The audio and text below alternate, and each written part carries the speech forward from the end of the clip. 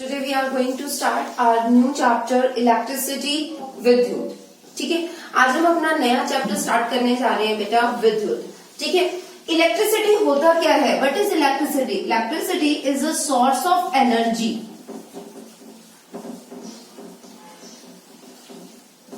Electricity हमारे पास ऊर्जा का बहुत ही महत्वपूर्ण एक स्रोत है। ठीक है, is an important source of energy. Electricity पे बेस्ड अगर हम बात करें, हमारे घरों में फैन, ठीक है, बल्ब, हीटर्स, हमारा मोस्टली जितना भी वर्क है वो सब किस पे बेस्ड है? इलेक्ट्रिसिटी। इंडस्ट्रीज किस पे बेस्ड है? वो भी इलेक्ट्रिसिटी। अगर बिजली नहीं होगी क्या कोई इंडस्ट्री अच्छे से कर पाएगी? नहीं, क्योंकि उसमें जितनी भी बड़ी बड़ी मशीनें हैं वो सब किस पे ऑपरेट होती हैं? इलेक्ट्रिसिटी से ऑपरेट होती है। ठीक है, नेक्स्ट हमारे पास है, अगर हम अपने ट्रांसपोर्ट की बात करें, ठीक है, जो बहुत ही इंपॉर्टेंट है हर नेशन के डेवलपमेंट के लिए, ट्रांसपोर्ट हमारा किस पे डिपेंड कर रहा है? इलेक्ट्रिसिटी पे। जितनी भी बड़ी बड़ी ट्रेन हैं, आजकल सब ट्रेन किससे चल रही है? कोई ट्रेन कोयले से थोड़ी चल रही है, आजकल ट्रेन किससे चल रही है? विद्युत से, इलेक्ट्रिसिटी से। तो इलेक्ट्रिसिटी क्या है हमारे पास? It's a very important source of energy. ठीक है, बहुत ही इंपॉर्टेंट है हमारे पास। अब इसमें इस चैप्टर में जो हम फर्स्ट टॉपिक अपना स्टार्ट करने वाले हैं बेटा, that one is charge. Hindi में जिसे आप बोलते हो आवेश। चार्ज होता क्या है? What is charge? Charge is nothing, it's the property of an object due to which it influence the other charge particles. ठीक है, रिपीट कर रहे हैं कि आवेश कुछ भी नहीं होता है, जस्ट एक किसी भी वस्तु की या पदार्थ की वो गुण होता है जिसके कारण वो दूसरे पदार्थों को अपनी तरफ या तो आकर्षित करेगा या उनसे दूर भागेगा। ठीक है, अट्रैक्शन और रिपल्शन शो करता है। We know that we have the two type of the charges, positive charge and negative charge. We have only the two kind of charges, positive and negative. ठीक है, and the most important property of the charges, सबसे important property हमारे पास charges की क्या होती है बेटा? The same charges repel each other, same charges repel each other.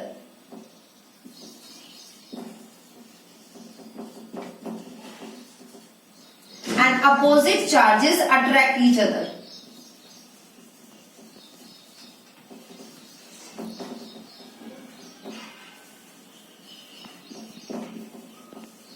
कि आपके जो सेम चार्ज होंगे, अगर हम बात करें पॉजिटिव पॉजिटिव, नेगेटिव नेगेटिव, तो ये हमेशा क्या करेंगे? एक दूसरे से रिपेल करेंगे, दूर भागेंगे।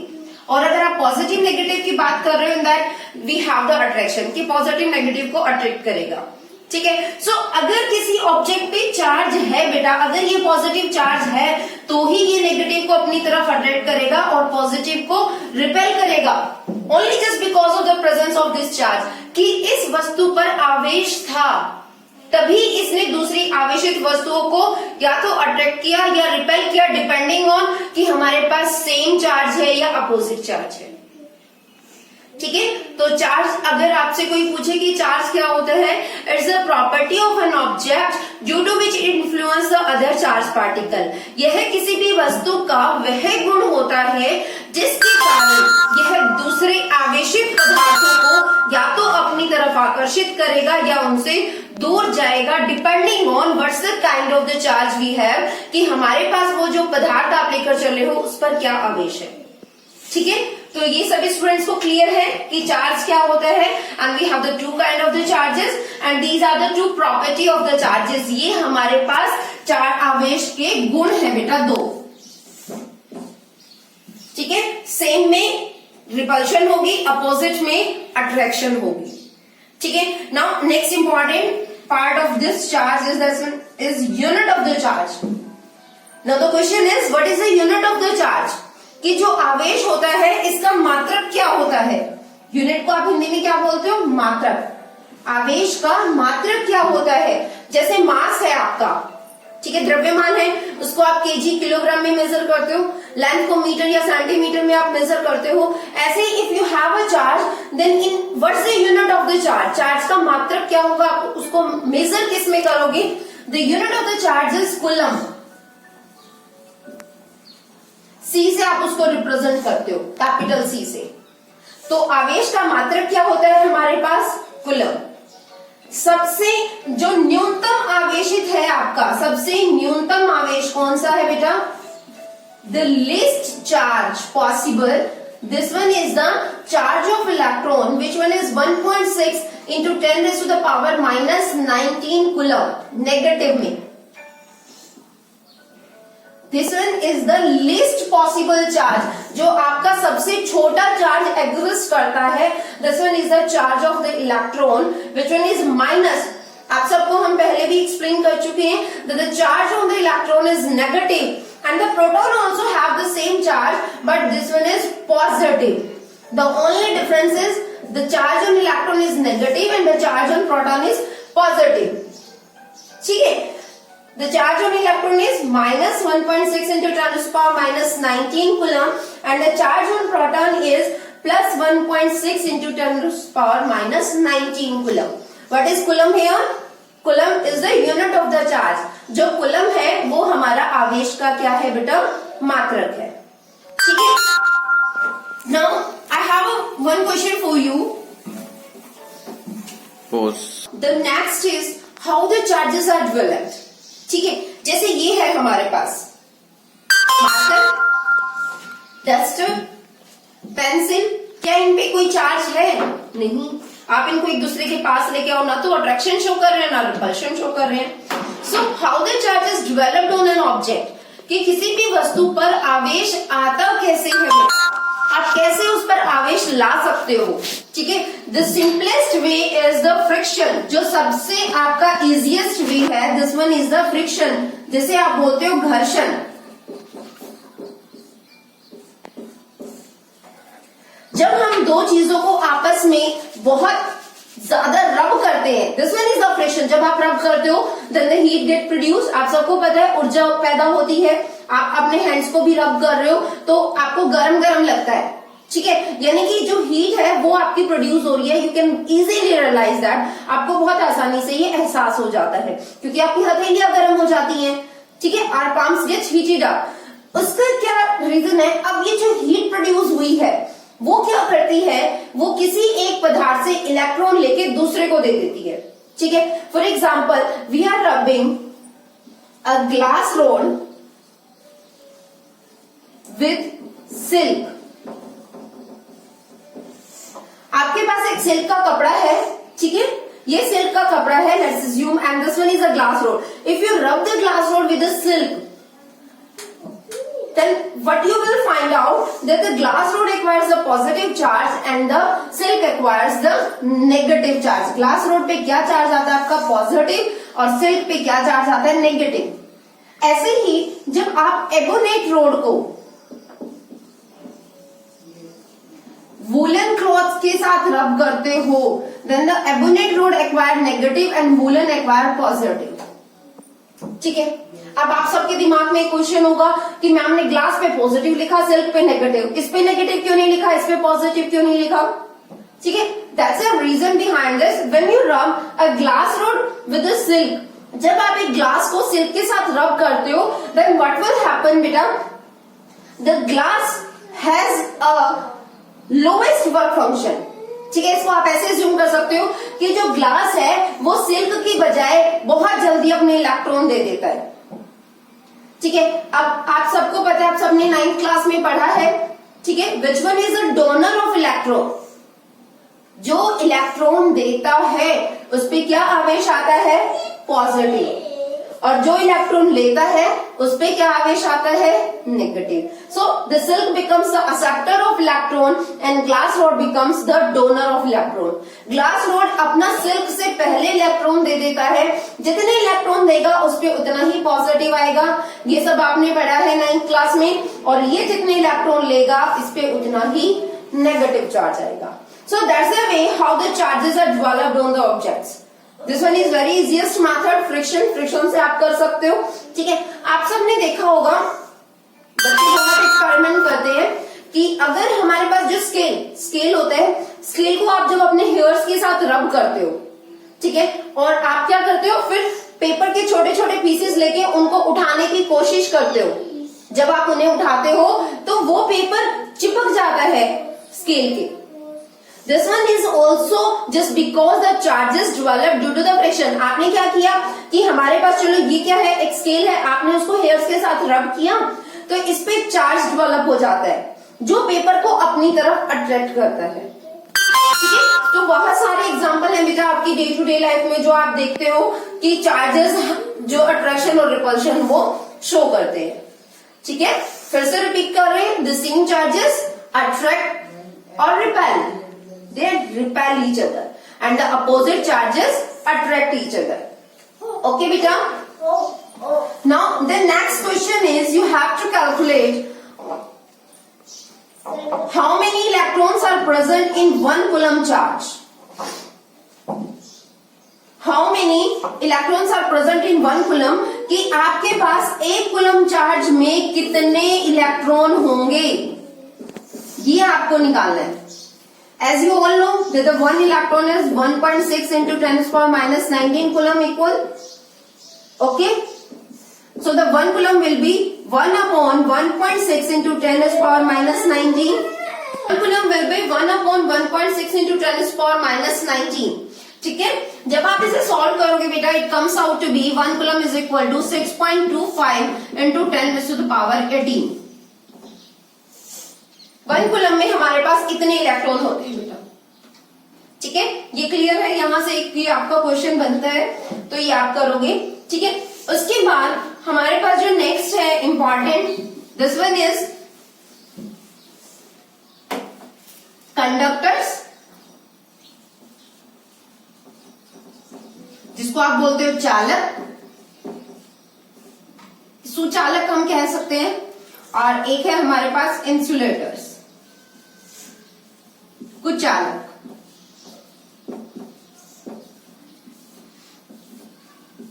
होते क्या है कंडक्टर्स? आपने मेटल नॉन मेटल वाला चैप्टर किया है, आप सभी को याद हो बेटा, उसमें जो हमने फर्स्ट पॉइंट डाला था डिफरेंस का, that the all metals are the conductor of heat and electricity while the non metals are the insulators of heat and electricity. ठीक है, फर्स्ट पॉइंट ये आपने डिफरेंस में डाला था कि मेटल जो होते हैं, जो धातुएं होती हैं, वो विद्युत की चालक होती हैं, जबकि अधातुएं क्या होती हैं, आपकी विद्युत की कुचालक होती हैं। तो मतलब क्या है इससे, चालकता से आपका कोई भी पदार्थ जिसमें से करंट पास हो जाए या एनर्जी ऊर्जा पास हो जाए उसको आप क्या कहोगे, चालक। So the conductors are which allow the heat or current to pass through them.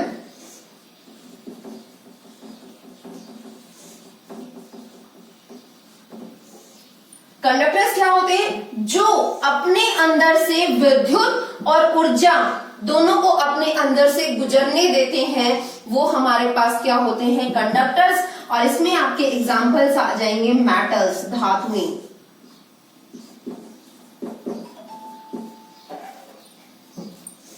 ठीक है बेटा, नेक्स्ट इंसुलेटर्स क्या होंगे, विच doesn't allow, which doesn't allow the heat or current to pass through them.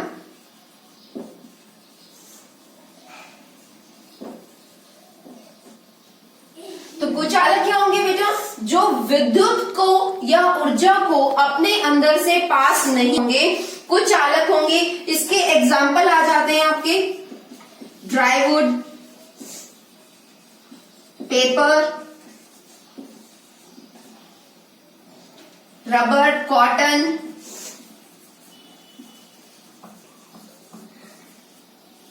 Etcetera. ठीक है, ये सब आपके क्या है, कुचालक के उदाहरण हैं कि आपके पास कुचालक होते क्या है और आपके पास चालक क्या होते हैं। इसमें मेटल्स जैसे एल्यूमिनियम, कॉपर, सिल्वर, ठीक है, गोल्ड, तो ये सब आपके क्या हैं, वो धातुएं जिनमें से विद्युत धारा प्रवाहित हो जाती है।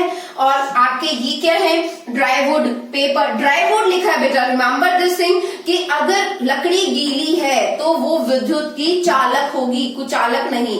Only dry wood is the example of the insulator. कि सूखी लकड़ी ही विद्युत की कुचालक होगी। कॉटन, पेपर, रबर, ठीक है, एयर, ये सब हमारे क्या है, इंसुलेटर्स हैं। ठीक, उसके बाद तो डिफरेंस क्या होता है कि कुछ चालक बन गए, कुछ कुचालक बन गए, कैसे पता चलेगा हमें? So what's the basic difference between the conductors and insulators? You all understand that कि इनमें क्या अंतर होता है हमारे पास, किस प्रॉपर्टी के बेसिस पे कुछ हमारे विद्युत के चालक बन जाते हैं और कुछ कुचालक। This one is just because of the free electron. स्वतंत्र चार्ज अगर आवेश है किसी में भी, अगर कोई भी स्वतंत्र चार्ज या आवेश है जिस भी पदार्थ में, this one is the conductor, वो हमारी क्या होगी, कंडक्टर होगी। ठीक है, तो बेटा हमेशा ध्यान रखना, अगर किसी भी वस्तु में से विद्युत धारा प्रवाहित हो रही है, इसका मतलब उसमें फ्री इलेक्ट्रॉन या फ्री चार्ज, हम इलेक्ट्रॉन भी नहीं कहेंगे, we can say the free charge. वो आयंस भी हो सकते हैं, वो इलेक्ट्रॉन्स भी हो सकते हैं। ठीक है, कि स्वतंत्र आवेश होना चाहिए, जो स्वतंत्र आवेश है वही विद्युत धारा को आगे ले जाता है। ठीक है, ये हर बच्चे को ध्यान रहेगा कि कंडक्टर्स में कंडक्टिविटी का बेसिक रीजन क्या होता है, this one is the presence of the free electron in that material, कि उस वस्तु में हमारे स्वतंत्र आवेश विद्यमान होते हैं जो उस विद्युत धारा को एक सिरे से दूसरे सिरे तक लेकर जाते हैं। ठीक है,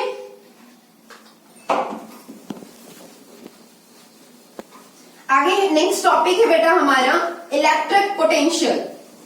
the next topic is electric potential.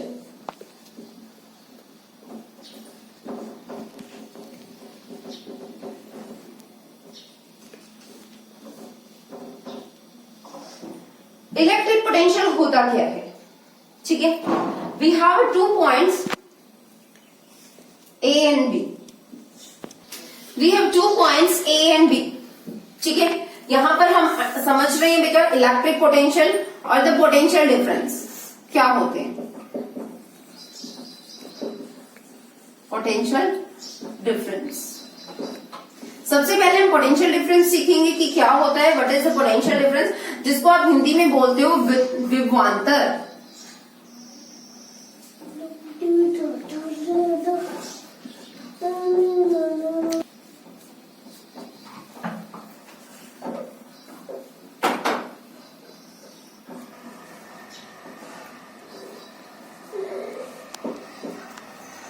विभवांतर, पोटेंशियल डिफरेंस, इंग्लिश में बहुत आसान है ना, पोटेंशियल डिफरेंस, हिंदी में विद्युत विभव एंड विभवांतर। So we have the 2 points A and B, ठीक है, and you have a charge of 1 coulomb. हमारे पास कितना आवेश, we have a charge plus 1 coulomb, ठीक है, जिसको आप बोलते हैं यूनिट पॉजिटिव फेज चार्ज। ठीक है, आपने एक प्लस 1 कूलम चार्ज लिया है and you have to move this charge from this point to this point. आपको इस 1 कूलम चार्ज को यहां से यहां लेकर आना है। You have to do some work and that work is the potential difference. कि जो आपने कार्य किया, किसी भी आवेश को एक बिंदु से दूसरे बिंदु तक लाने के लिए, उसको कहा जाता है विभवांतर। So the potential difference is denoted with V and it is equal to the work done per unit charge. ठीक है, you are moving the charge from A to B, so the potential difference in moving the charge from A to B or B to A, you are moving B to A, so it will be B to A. B to A. Okay? Potential difference क्या होगा, विद्युत विभवांतर क्या होगा, the amount of work done in moving a charge from one point to another point. कि किसी भी आवेश को एक बिंदु से दूसरे बिंदु तक लाने के लिए किया गया कार्य हमारा विभवांतर कहलाता है। अगर हम इस B पॉइंट को इंफिनिटी पे ले जाए ना, this B point is infinity, आपका जो B बिंदु है वो इंफिनिटी अगर बन जाता है and you have to bring this charge from infinity to A, अब आपको अनंत दूरी से A पर लेकर आना है। Now it becomes the electric potential, वो विद्युत विभव बन जाता है। यानी कि विद्युत विभव जो होता है, विद्युत विभवांतर का एक स्पेशल केस होता है जहां पर वो बिंदु कहां चला जाता है, अनंत दूरी पे। फॉर्मूला आपका सेम रहेगा, work done per unit charge. कि जब आप एक चार्ज को एक बिंदु से दूसरे बिंदु तक लेकर आ रहे हो तो आपके द्वारा किया गया कार्य क्या कहलाता है? Electric potential. The amount of work done in bringing a unit positive test charge from one point to another point is the potential difference, and from infinity to a given point, अनंत दूरी से अगर किसी एक बिंदु पर लेकर आते हो तो वो आपका इलेक्ट्रिक पोटेंशियल विद्युत विभव कहलाता है। ठीक है, and it is denoted with the symbol V। विद्युत विभव इलेक्ट्रिक पोटेंशियल को आप किससे डिनोट करते हो बेटा? V से। ठीक है, now our question is what is the unit of V? विद्युत विभव है, हमने सीख लिया कि क्या होता है। ठीक है, तो इसका मात्रक क्या है? अब हम इसको किस में मेजर करेंगे? What is the unit of V? Unit of V is volt. V की यूनिट क्या होगी बेटा? Volt. Potential is said to be 1 volt when 1 joule is work done in moving a charge of 1 coulomb। ठीक है, नहीं आया समझ में क्या बोल गए मैम? रिपीट कर रहे हैं। देखो बेटा, अभी अभी आपने इलेक्ट्रिक पोटेंशियल की डेफिनेशन सीखी। V इज इक्वल टू कितना होता है? Work done per unit charge. ठीक है, तो अगर आपको डिफाइन करना है 1 वोल्ट, डिफाइन 1 वोल्ट। वोल्ट क्या होता है? क्या होता है बेटा? Volt the unit of the electric potential, विद्युत विभव का मात्रक। ठीक है, ये है आपका इलेक्ट्रिक पोटेंशियल विद्युत विभव। इसका मात्रक आपने बोला 1 वोल्ट। सिंपल V से भी हम रिप्रेजेंट करते हैं। जब आप V का मात्रक ले रहे हो, वोल्ट ले रहे हो, तो वर्क डन का भी मात्रक लो। वर्क क्या होता है? कार्य। कार्य का मात्रक होता है जूल, 1 जूल। और आवेश का मात्रक होता है कूलम। ये है आपके द्वारा किया गया कार्य, ये है आपका आवेश। ठीक है, और V हुआ आपका विद्युत विभव।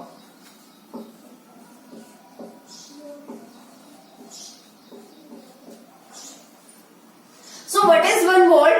1 volt is equal to 1 joule upon 1 coulomb। ठीक है, means 1 volt potential is said to be 1 volt. आप विद्युत विभव को 1 वोल्ट कब कहोगे? जब आप 1 जूल कार्य करते हो 1 कूलम चार्ज को इन्फिनिटी से एक बिंदु A पर लाने के लिए। कि 1 कूलम चार्ज को आप लेकर आए हो अनंत दूरी से किसी एक बिंदु पर। ठीक है, आपने कितना कार्य किया? 1 जूल। तब हमारे पास जो विद्युत विभव होगा वो 1 वोल्ट होगा। ठीक है, I am repeating again, what is 1 volt? 1 volt is equal to 1 joule upon 1 coulomb। So the electric potential is said to be 1 volt when 1 joule work is done in moving a 1 coulomb charge from infinity to a given point। Okay, I hope that is। अब हमने ये तो पढ़ लिया कि electric potential हमारे पास होता है। अब हम इसको मेजर किससे करते हैं? वोल्ट तो हो गई उसकी unit. Now the question arises how we can measure the electric potential. क्या विद्युत विभव को मापोगे किसमें? मापने का यंत्र।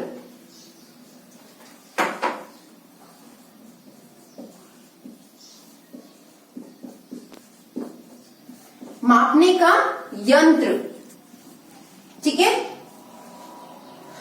How we can measure it?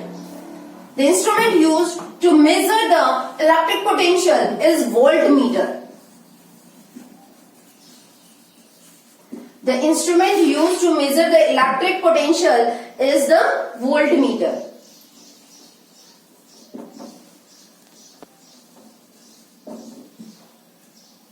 ये सब बच्चों को ध्यान रखना है। वोल्टमीटर आप सबको आपकी टीचर्स लैब में भी दिखाते हैं। ठीक है, एक वोल्टमीटर हमारे पास किस तरह का डिवाइस होता है जो इलेक्ट्रिक पोटेंशियल विद्युत विभव को मापता है। ठीक है, हमेशा ध्यान रखना बेटा that the voltmeter has high resistance. अब रेजिस्टेंस आएगा तब का तब बताएंगे, अभी तो आप इसको ऐसे ही लर्न करो कि जो आपका विद्युत विभव मापने का जो यंत्र है वोल्टमीटर जिसको आपने बोला, ठीक है, उसका जो रेजिस्टेंस है वो क्या होना चाहिए? बहुत ज्यादा होना चाहिए। ठीक है, रेजिस्टेंस क्या होता है वो हम अभी आगे डिस्कस करेंगे। उससे पहले आपको डिस्कस करना है व्हाट इज करंट। करंट क्या होता है? विद्युत धारा। किसी भी चालक, ये आपका एक चालक है, किसी भी चालक में आवेश किस दर से प्रवाहित हो रहा है वो विद्युत धारा कहलाता है। अभी अभी हमने कहा जितने भी मेटल्स होते हैं जैसे एल्यूमिनियम, कॉपर, सिल्वर, कि let's this one is the aluminium road और द कॉपर रोड। ठीक है, आपने क्या किया? बैटरी कनेक्ट की और इसमें से करंट फ्लो करना स्टार्ट करता है। ठीक है, इसमें से करंट मूव करेगा आपका विद्युत धारा। Current is denoted with the symbol I. आप आई से उसको डिनोट करते हो। जब इसमें से विद्युत धारा प्रवाहित होगी वो कब होगी? जब इसके अंदर जो आवेश है, जो फ्री इलेक्ट्रॉन है, वो यहां से यहां चलेंगे। ठीक है, this one is a positive and this one is negative, so the electron moves from negative to positive. Electron पे नेगेटिव चार्ज आता है, इलेक्ट्रॉन कहां से कहां जाएंगे बेटा? Negative to positive. और करंट हमारा फ्लो करता है positive to negative, exactly opposite to the movement of the electron. Electron जाएंगे आपके नेगेटिव से पॉजिटिव और जो करंट आपका फ्लो करेगा वो करेगा पॉजिटिव से नेगेटिव पे। ठीक है, so the current is Q upon T, आवेश, और ये आपका क्या है बेटा? समय। विद्युत धारा क्या होती है? फिर से रिपीट करोगे?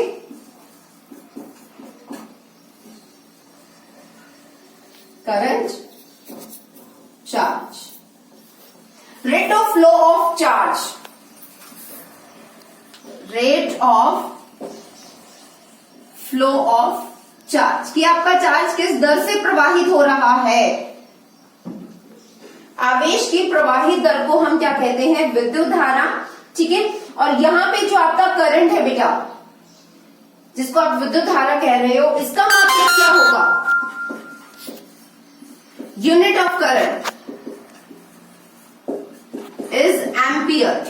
It is denoted with the symbol A. The unit of current is ampere. The current is measured in a ampere. As you stated, I is equal to Q upon T, and Q is coulomb and time is measured in second. ऐसा ही होता है। विद्युत धारा को आप ampere में मापोगे, अभी बताया, आवेश को कुलम में और समय को सेकंड में। The current is said to be 1 ampere when 1 coulomb charge flows through a conductor in 1 second. कि जब किसी भी चालक में 1 सेकेंड में 1 कुलम चार्ज प्रवाहित हो रहा है तो इसका मतलब उसमें से कितनी विद्युत धारा प्रवाहित हो रही है? 1 ampere. 1 ampere is equal to 1 coulomb per second. कि किसी भी चालक में 1 सेकेंड में कितने कुलम चार्ज आपका प्रवाहित हो रहा है। 1 कुलम चार्ज अगर आपका प्रवाहित हो रहा है तो आप विद्युत धारा को 1 एम्पियर कहोगे। The current is said to be 1 ampere when 1 coulomb charge flows through a conductor in 1 second. Okay, so बेटा इट्स एन इम्पॉर्टेंट डेफिनेशन जो आपके पेपर में बहुत बार पूछी भी जाती है। Define 1 volt, define 1 ampere. ठीक है, तो ये सब आपको पता होनी चाहिए। ठीक है, अब वो instrument which one is used to major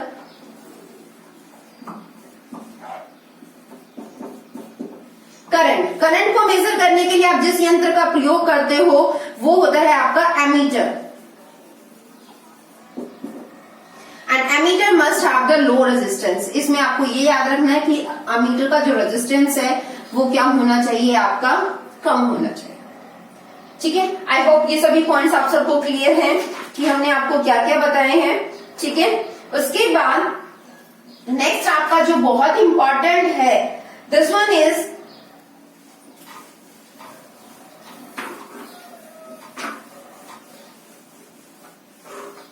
Ohm's law.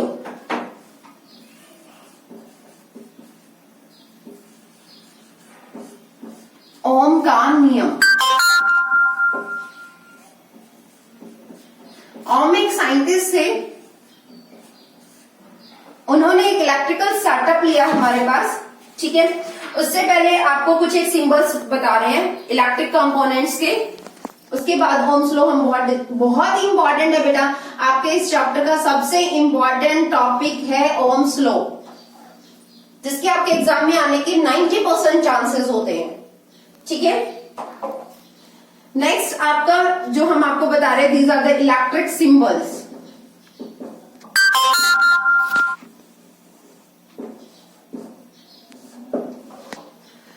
कुछ एक आपके पास चिन्ह है जो आप अपने डायग्राम में यूज करते हो, आप सबको पता होना चाहिए वो क्या है। Big line and the small line, ठीक है, ये होती है आपकी सेल, हिंदी में भी इसको सेल भी बोलते हैं, ठीक है।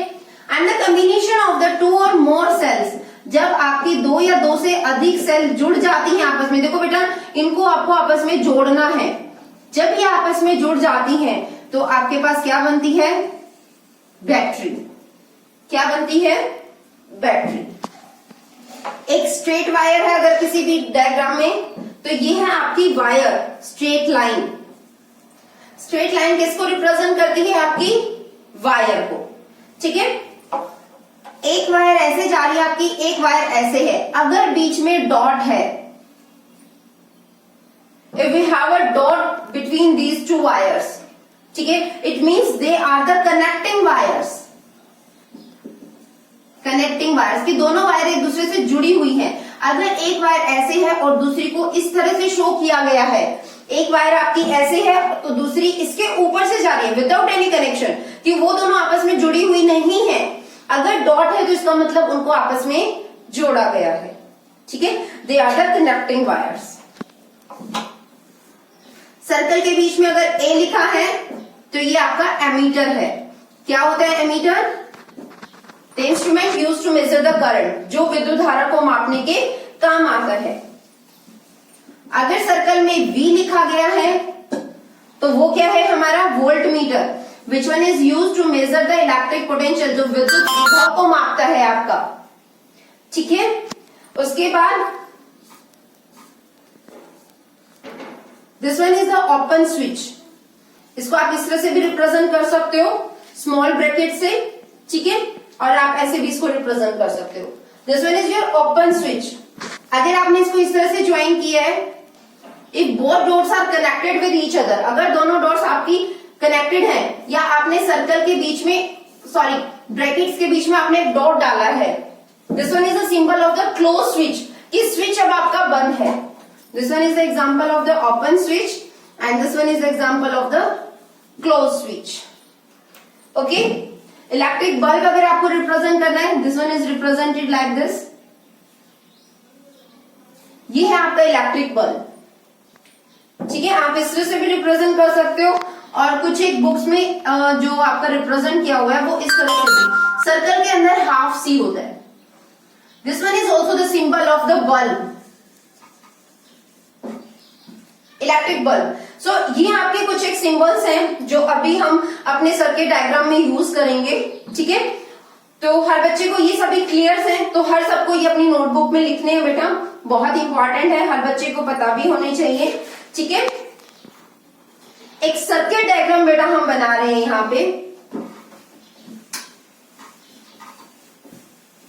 आपके एग्जाम में क्वेश्चन आता है draw an electric circuit diagram, कि आपको एक सर्किट डायग्राम बनाना है।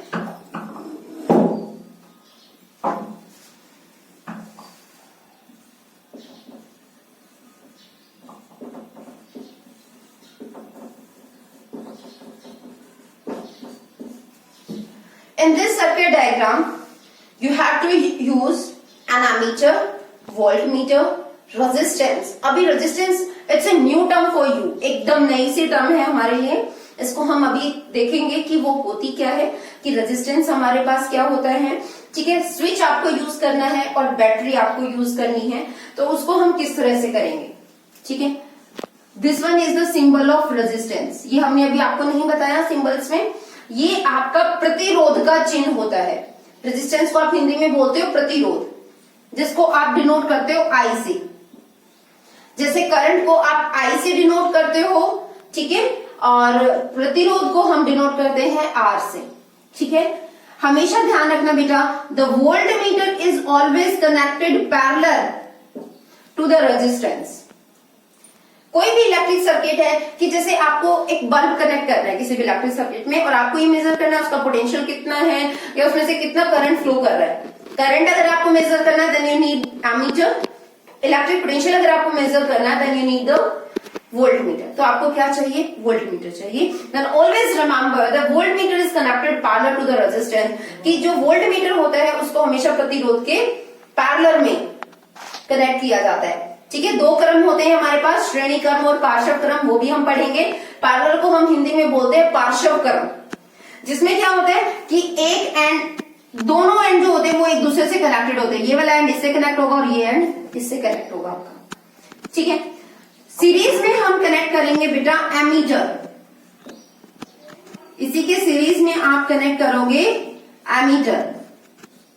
देन बैटरी, दो सेल्स हमने यहाँ पे लिए, दोनों सेल को आपस में ज्वाइन किया, तो ये हमारी क्या हुई है, बैटरी। ये एमीटर, एमीटर का पॉजिटिव एंड और नेगेटिव एंड। एमीटर क्या मेजर करेगा, आपका विद्युत धारा को, करंट को मेजर करेगा।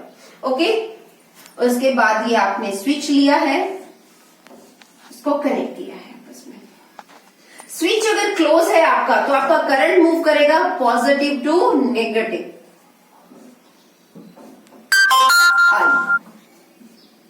विद्युत धारा।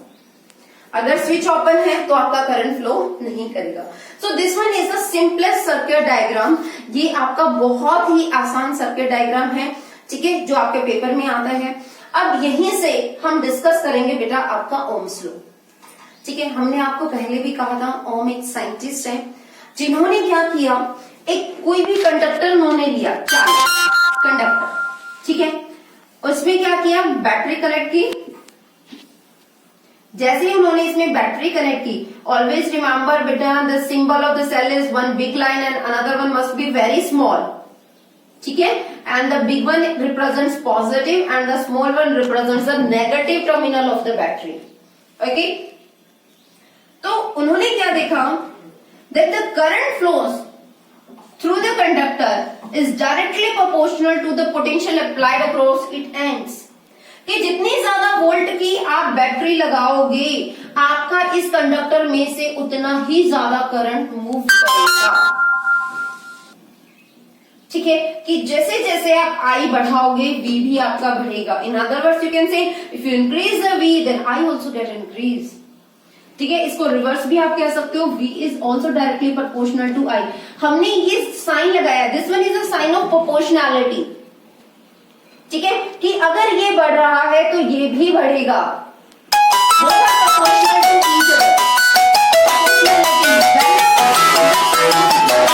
We have a constant. जब भी आप प्रोपोर्शनैलिटी, इसको आप कहते हो अनुपातिक चिन्ह, अनुपातिक चिन्ह को हटाकर जब भी आप बराबर का चिन्ह लगाओगे तो हमेशा एक कांस्टेंट आता है। यहां पर जो आपका कांस्टेंट आता है वो आता है R, जो हमने अभी आपको बताया, रेजिस्टेंस, प्रतिरोध।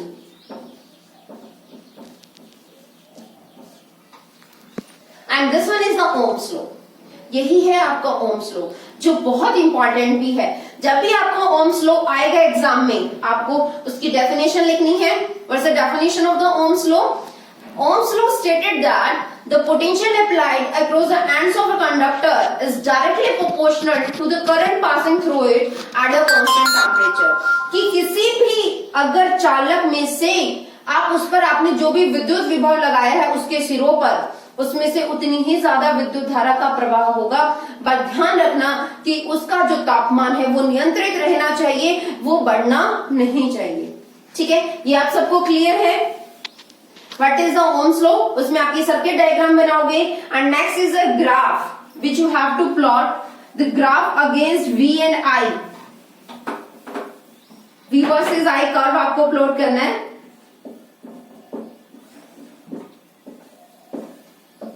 I is measured in ampere, written in bracket, and this one is measured in volt, written in bracket. The curve must be the straight line. आपका ग्राफ बिल्कुल स्ट्रेट लाइन नहीं होगा। आपने खुद ही बोला that the V is directly proportional to I, कि जैसे जैसे आपका विद्युत विभव बढ़ रहा है, आपका जो करंट है, विद्युत धारा है, वो भी बढ़ रही है। ठीक है, so the curve must be a straight line. तो आपका यहाँ पे जो ग्राफ होगा वो कैसा होगा, एक स्ट्रेट लाइन होगा। So this one is all about the Ohm's law. ठीक है, ओम्स लॉ में आपको क्या लिखना है, what is the statement of the Ohm's law, then the circuit diagram, then you have to plot the graph, फिर आपको ग्राफ प्लॉट करना है। ठीक है, I hope that one is clear to you all. Now here we have a new term resistance. यहाँ पर आपके पास एक नई टर्म आई रेजिस्टेंस। रेजिस्टेंस होता क्या है, we denoted the resistance with R symbol. आप रेजिस्टेंस को R सिंबल से डिनोट कर रहे हो। ठीक है, इसको आप हिंदी में बोलते हो प्रतिरोध। Resistance is nothing, it's a obstacle in a path of current. ठीक है, कि ये विद्युत धारा के रास्ते में एक रुकावट होता है। किसी भी वस्तु में अगर उसका रेजिस्टेंस ज्यादा है तो उसमें से बहुत ही कम विद्युत धारा का प्रवाह होगा। ठीक है, R is inversely proportional to the current. अगर किसी भी वस्तु में से करंट फ्लो कर रहा है यानी कि उसका रेजिस्टेंस कम होगा, उसका प्रतिरोध कम होगा। इसका एग्जांपल आप ले सकते हो कि आपके पास बेटा जितने भी चालक होते हैं सबका रेजिस्टेंस बहुत कम होता है, तभी उनमें से विद्युत धारा का प्रवाह होता है। ठीक है, जो कुछ चालक होते हैं उनका रेजिस्टेंस बहुत ज्यादा हो जाता है, उनमें से विद्युत धारा का प्रवाह बहुत ही कम होता है। तो ये हर बच्चे को क्लियर है पॉइंट्स कि रेजिस्टेंस क्या होता है। Resistance is nothing, it's a obstacle in a path of current which opposes the current, basically जो करंट को अपोज करता है। ठीक है, ये हर मटेरियल के लिए अलग अलग इसकी वैल्यू होती है।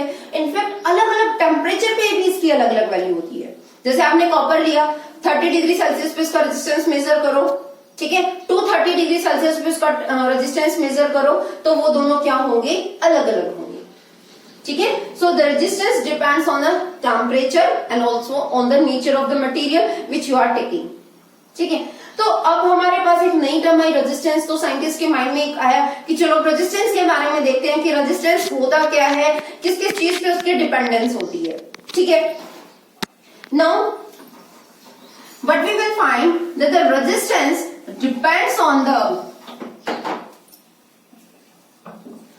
length of the material, कि जो भी आप पदार्थ लेकर चले हो, जो भी वस्तु आप लेकर चले हो, उसकी लेंथ कितनी है। जितनी ज्यादा लेंथ होगी रेजिस्टेंस आपका उतना ही ज्यादा होगा। ठीक है, this one is the first point. Second, the resistance is inversely proportional to the cross section area.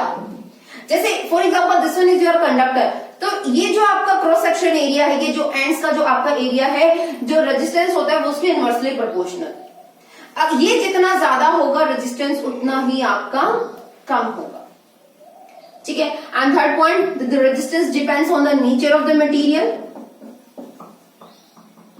Depends on the nature of material, कि आप कौन सा पदार्थ लेकर चले हो, हर पदार्थ का अलग अलग प्रतिरोध होता है। After combining these factors, what we will find out are directly depends upon L upon A. Instead of proportionality, when we put the sign of equality here, we have a constant rho. जब भी आप अनुपातिक चिन्ह को हटाकर equal का sign लेकर आओगे तो हमेशा एक कांस्टेंट आता है। यहाँ पे कांस्टेंट आता है रो, इसको हम बोलते हैं। ठीक है, ये होता है आपका रेजिस्टिविटी। क्या होता है बेटा आपका रेजिस्टिविटी।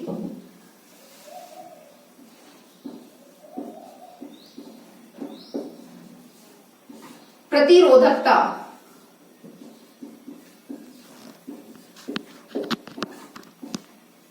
प्रतिरोधकता, तो यहां से अगर आप रेजिस्टिविटी की वैल्यू निकालोगे वो कितनी आएगी, R एरिया क्षेत्रफल बटे लंबाई।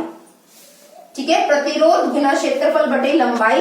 प्रतिरोध का हमने आपको मात्रक नहीं बताया बेटा, प्रतिरोध का जो मात्रक होता है, रेजिस्टेंस जो आपका आया था, प्रतिरोध का मात्रक वो होता है 1 ओम। 1 ओम वो साइंटिस्ट के नाम पे ही रख दिया गया। ठीक है, आप इसको ऐसे भी लिख सकते हो 1 ओम, हिंदी में भी लिख सकते हो 1 ओम। हर बुक में ओम भी अलग अलग लिखा हुआ है, किसी में एम इस तरह से करके लिखा हुआ है, ओम होता है वैसे तो। ठीक है, तो ये है रेजिस्टेंस का आपका मात्रक 1 ओम। ठीक है, प्रतिरोधकता का मात्रक रेजिस्टेंस का, प्रतिरोध का ओम, एरिया क्षेत्रफल आपका हमेशा मीटर स्क्वायर में होता है, लेंथ मीटर में, 1 मीटर से मीटर कैंसिल हो गया, प्रतिरोध का मात्रक आया आपका ओम मीटर, प्रतिरोध का मात्रक क्या होता है ohm metre. Now the question is you have to define 1 ohm, कि आपको 1 ओम डिफाइन करना है, आप 1 ओम कैसे डिफाइन करोगे। अभी भी हमने आपको बताया बेटा ओम्स लॉ क्या था, V is equal to IR, ये है आपका ओम्स लॉ, ऊपर लिखा ही हुआ है ओम्स लॉ, ठीक है। यहां से R आप निकालोगे, R आएगा आपका V अपॉन I, रेजिस्टेंस का जो यूनिट अभी अभी हमने आपको बताई क्या होती है ओम, पोटेंशियल है वोल्ट होगा, करंट है एम्पियर होगा। Resistance is said to be 1 ampere of a material when 1 volt potential is applied across its ends and 1 ampere current passes through it। कि आपने एक ऐसा चालक लिया है जिसके सिरों पर आपने कितना विद्युत विभव लगाया है 1 वोल्ट का, और अगर उसमें से 1 एम्पियर का करंट पास होता है, इसका मतलब उसका रेजिस्टेंस क्या है आपका 1 ओम, ठीक है। हर चीज आप 1 लोगे। Resistance is said to be 1 ohm when 1 volt potential applied across the ends of a conductor and 1 ampere current passes through it. कि जब आपने 1 वोल्ट का पोटेंशियल लगाया और उसमें से 1 एम्पियर करंट अगर पास हो रहा है, then the resistance is said to be 1 ohm. तब आप रेजिस्टेंस को क्या कहोगे, ठीक है। आया समझ में हर बच्चे को। तो बेटा आज के लिए आपका ये पार्ट 1 हम यहीं पे कंप्लीट कर रहे हैं, फिनिश कर रहे हैं बेटा, ठीक है। Part 1 of the chapter electricity, जिसमें एक ओवरव्यू हम ले रहे हैं, हमने क्या क्या टॉपिक डिस्कस किए हैं। Charge, what is charge,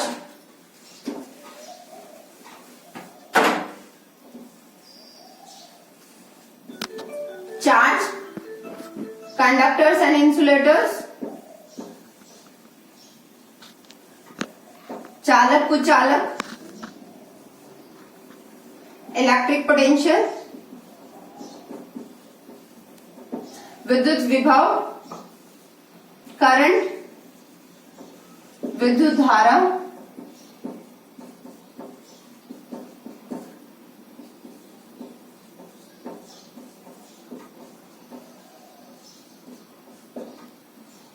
five most important Ohm's law,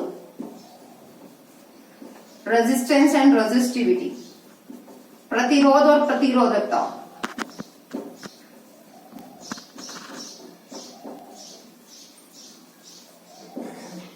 प्रतिरोध और प्रतिरोधकता।